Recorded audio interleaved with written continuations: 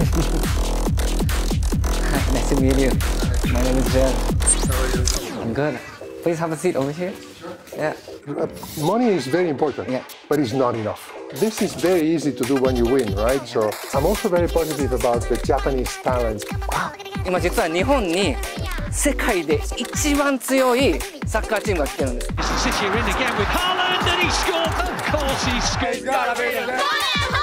プレミアリーグで3連覇、さらにカップ戦も取って3冠を果たしたその最強の帝国を作った大ボス独占インタビューをさせてもらうんです。はい、プレミアリーグというリーグが開幕しました。でこれプレミアリーグっていうとイギリスのサッカーリーグこれはね今世界で一番レベルの高いリーグだって言われてます。それを3連覇している史上最強のチームがあります。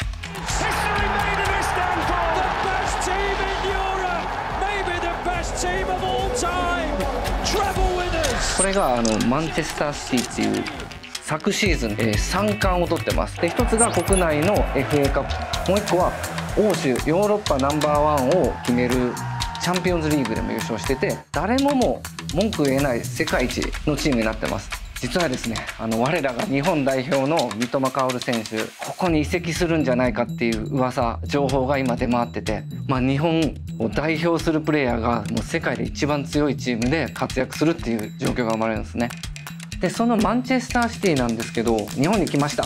J リーグのチーム横浜 F ・マリノスとかと試合しに来たんですけど、で僕らもちょっとね前日練習に入れてもらったんですけど、そこで驚かされたのがですねキッズ全員ハーランド連呼した。誰のサインが一番嬉しかった？ハーランドの人手挙げて。あれハーランドとデブライネ。メッシとかクリスチャーノ・ロナウドとか誰もが知る選手を超えるほどの人気なんですよね。大フィーバー、アーリン・ハーランド36点っていうのは歴代最高の得点記録を取ってて、若者の間では世界で一番人気のある選手、市場価値は1億9400万ユーロで、これはもう今世界で一番高い選手になってて、そんな選手がマンチェスターシティにいる。でこのプレミア3連覇でチャンピオンズリーグ優勝、その立役者誰って言ったら、誰もが監督のペップっていう人を挙げると思うんですけど、この人はもうこの10年以上サッカー界の戦術指導者として絶対的なトップなんですけど、実はあともう一人裏にすごい人がいるんですよ。それはそのペップを呼んだ人なんですけど、フェラン・ソリアーノっていう人でマンチェスターシティの CEO です。マンチェスターシティに来たのは2012年で、そっからの10年間でもう18個ぐらいタイトルを取ってます。でそんだけすごい人なのに実はメディアにはほとんど出てません。でそんな秘密のベールに包まれた帝国のドンソリアーノさんに実はニュースピックスが独占インタビューをすることになりました。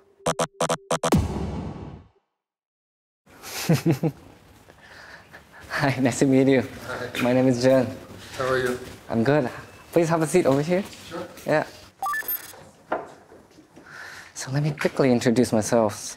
So thank you so much for your time today, and I hope you're enjoying your stay in Japan. But the first thing is I just wanted to say congratulations on the treble. Thank you. Thank you.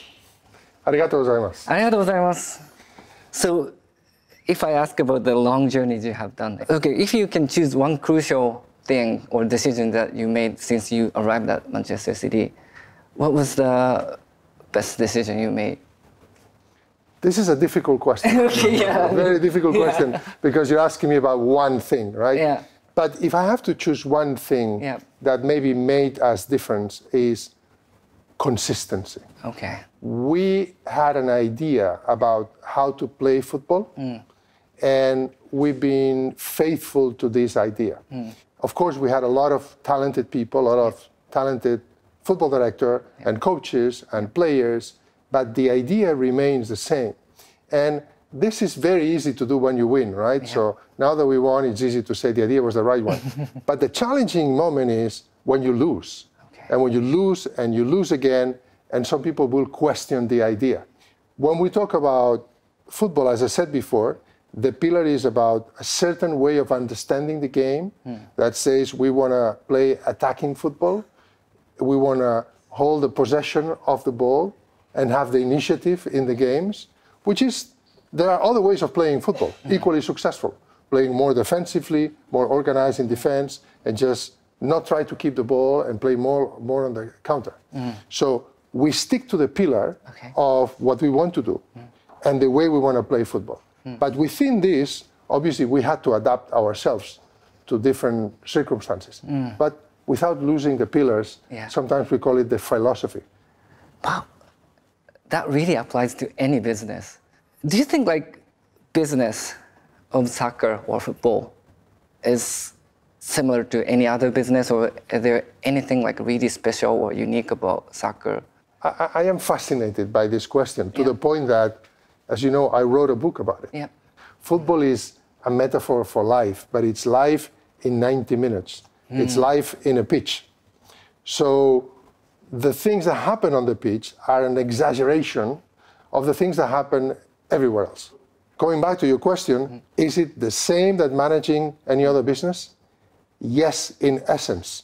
But the execution comes with more challenges because of being judged every weekend, because of the emotion that comes with it, and because of the transparency, because of the scrutiny that you have from the media and from the fans. Knowing that you might lose a game in the last minute, and managing this emotion. So in other type of companies, if you're in a public company, publicly traded company, you might be judged every quarter when you publish results. If you're in a private company, you might be judged once a year when you present the results to the shareholders. If you manage a football club, you judge every weekend for every game. And that adds a level of complication and stress that makes it more difficult to take a step back and think properly. In the world of football, whatever you do, it's in the media immediately. And that makes it even more difficult and more emotional. Oh, that's so interesting. Yeah.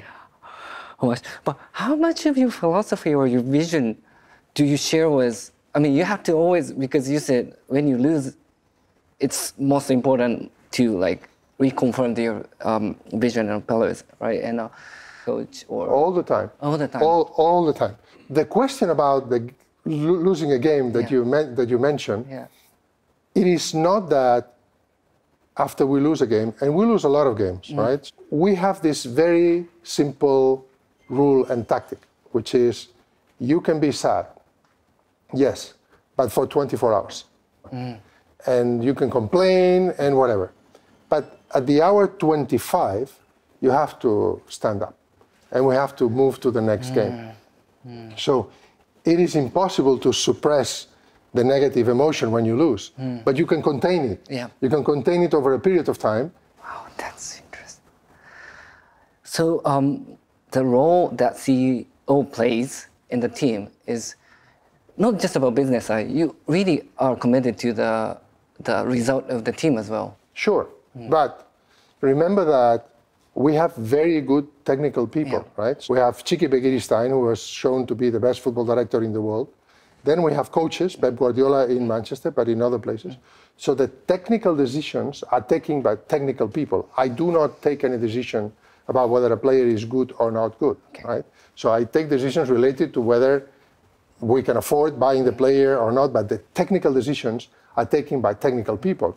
The same way that if you and I would be managing a construction company, we would not have a technical opinion about the structure of a bridge. There'll be engineers doing that. And I'm saying this because often in sports and in football, some owners make the mistake of believing that they know about football, and they don't let the technical people decide. That is a problem. And we're very strict on that the technical decisions are made by technical people. That's interesting. I think you mentioned about,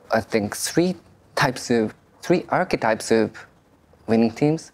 Could you give us the updated version, like who you think is the visionary or other, those like who are playing an important role? Yes. I think the first thing I have to say is that there is no formula for a winning team. Okay. And if there would be a formula, I will never share it with you or with anybody, right? Okay. And my theory is that you need three types of people. Okay. You need a visionary. You need somebody that sees beyond what's obvious, that drives and guides the organization and the enthusiasm. These are the people that believe in things that others don't. Then On the other hand, you have what I call Dr. No, which is the person that normally says no, So interesting. which is more prudent, thinking about planning long term. So in a company, this is typically the CFO, the finance guy, who says, no, we can't do this, be careful about that. And in the middle, there's another type that I call the backbone, which is people that actually do things.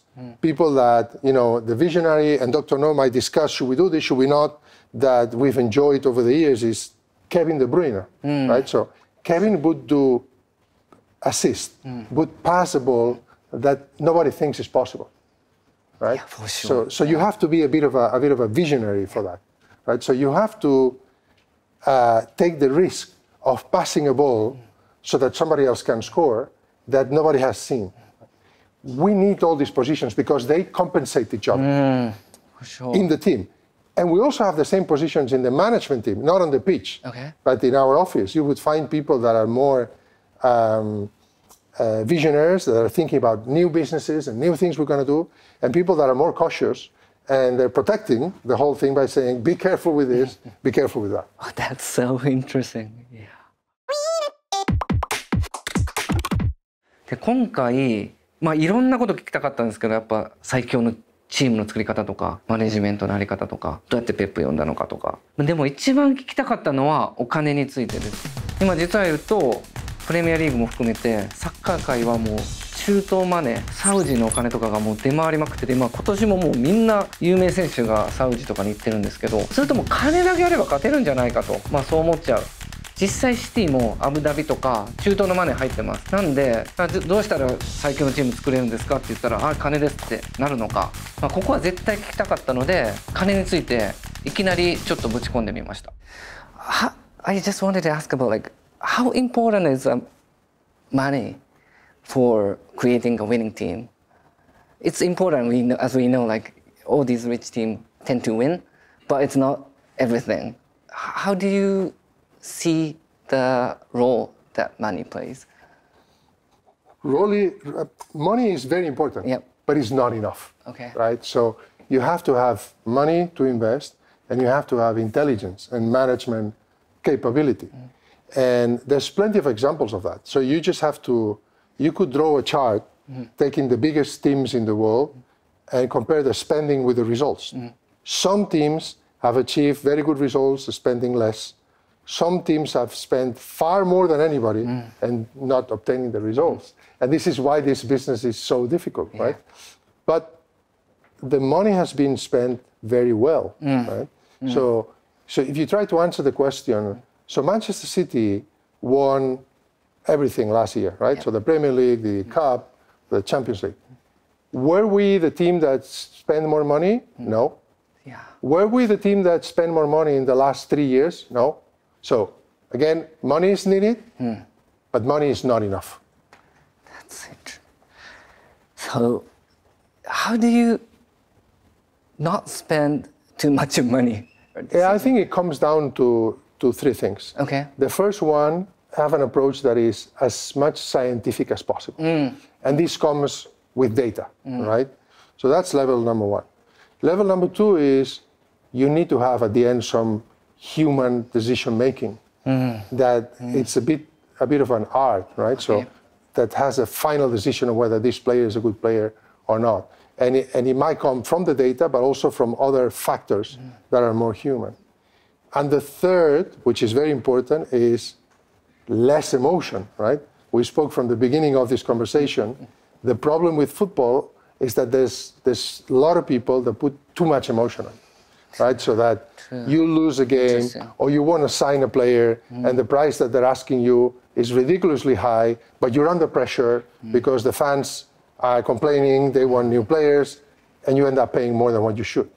We try not to do this. And I think we've been successful at that. If you see our trajectory, you would see many occasions where we walk out of deals because we thought the player was too expensive. And that's difficult because it's putting science and logic above emotion. ソリアーノさんの野望なんですけど、実実はこのマンチェスターシティにとどまりません。実はシティにはシティフットボールグループっていう親会社があって、世界中のサッカークラブに出資したり買収したり、合計13クラブ、実は日本の横浜 F マリノスもこのシティフットボールグループの一員で3400人の選手とかスタッフが働いてると。要は一国で強いサッカーチームを作るだけではなくて、世界にまたがるサッカービジネス、もう言ってしまえば帝国を作り上げようとしてるわけですね。で彼はずっとですね、昔からサッカービジネスっていうのはもっとでかくなると、すごいポテンシャルがあるって言っててですね、でよく名前が出るのがディズニーなんですけど、ミッキーマウスがハーランドみたいな IP 知的財産みたいなのを抱えたグローバルなビジネスになり得るって言っててですね、だから彼が目指しているのはただ強いサッカーチームを作るだけではなく、本当コカ・コーラとかナイキとかグーグルみたいなグローバルなビジネスを作り上げたいっていう野望があります。So in that case, what is your ultimate goal, like ambition? It feels like you are creating like huge empire of soccer business that like really dominates the world of soccer, but is it something you're looking at, or like is there anything else that We just want to be the best. Okay. We just want to be the best in soccer. And it doesn't mean it's not dominating. We will never dominate the industry at all. We just want to be the best in every country. There is actually a limit to our growth, is that we would never be able to have more than one team per country. So it's not that we will have 100 teams, right? But in each country, we want, and given the circumstances of every team, some teams are big, some teams are smaller, we want to be the best that we can be. And we want to help these clubs, but also the players, right? So we have about 2,000 players, professional players, and some of them move from team to team. We give them different platforms to develop themselves and to become the best that they can be. This is our ambition. And of course, we are a company that's grown significantly. We want to make money like any company, and we want to grow the value of the company, which we've done massively in the last decade. We're very proud about the transformation of the Marinos that had not won a championship in 15 years. And now in the last 3 years, we were champions, second, and champions. Right? And that's due to hard work and using the methodology, the group methodology, hard work from the Yokohama Marinos people that are very good, but also some synergies. We have players from the Marinos that have gone to New York, players from elsewhere that have come here, and we help each other. It's as simple and as magic as this. Different football clubs that help each other and coordinate for better results. And the reality is that in the last 5 years only, we have won the league in 6 different countries. In England, but also in the US, in Japan, in Australia, in India, and in Bolivia. So there's something that works, right? Yeah. Because winning a league is so difficult, as you know. So winning in 6 countries over the last 5 years is extraordinary. And it comes from this shared methodology, the shared philosophy, and helping each other. Maybe the last question. So, because you're in Japan, so I'd like to ask about Japan. But do you have like anything you expect from like Japanese fan or potential business partner, or like other type of like soccer related like institutions and stuff like it? I am very positive and very excited about Japanese football. Okay. In many fronts. So first, I think the J League will face an era of growth. I think I've met the new chairman, the new CEO of the... I'm also very positive about the Japanese talent. More and more, we're finding very good Japanese players. And this is a consequence of the passion for soccer in Japan, but also the training methodology is very good. And coaches and players are very disciplined. So I think we will see very good Japanese players in the future. And I'm excited about this. And they will play in Japan and they will play elsewhere. I know right now there are a lot of them in the Bundesliga. There's some in the Premier League. But I think if you look at the next 10 years, there'll be a lot of good Japanese football players. And the third element is global football, right? So we come with Manchester City, and we are blown away by the amount of fans that we have in Japan. It is incredible, right? So the games, but we never thought it would take 2 hours to sell all of them. We asked our partner Puma to produce more and more shirts, and we ran out of them, right? So it's unbelievable the passion that I found in Japan for Manchester City. Yeah, we went to the training 2 days ago, and we saw the training, but also interviewed like some kids over there. Asked like, who do you like? And they say Haaland. And then I asked like kind of like, what about like Messi or Ronaldo? What they say was like, now is the time for Haaland. They're too old or something like that. And I was like, obviously, star players play a role, and it's very clear that Erling Haaland is one of the very, very big star players of the next decade. And we're lucky to have him with us, and he's very happy with us. And, you know, if you could say that the last decade was about Messi and Ronaldo, clearly the next decade will be about Haaland and I don't know who else, right? did you know this would be happening back in 10 years ago? That every kids, like teenagers, gonna be crazy about Manchester City? I think so. I think ultimately, this is not about any marketing tactic. This is about the product. This is about playing good football and winning. So from the very beginning, a decade ago, the focus was we need to play beautiful football. If we play beautiful football, we will eventually win. And if we win, fans will love our team. And it's as simple as this. There's no other magic marketing tactic. It's about playing beautiful football and winning. That says winners UEFA Super Cup 2023.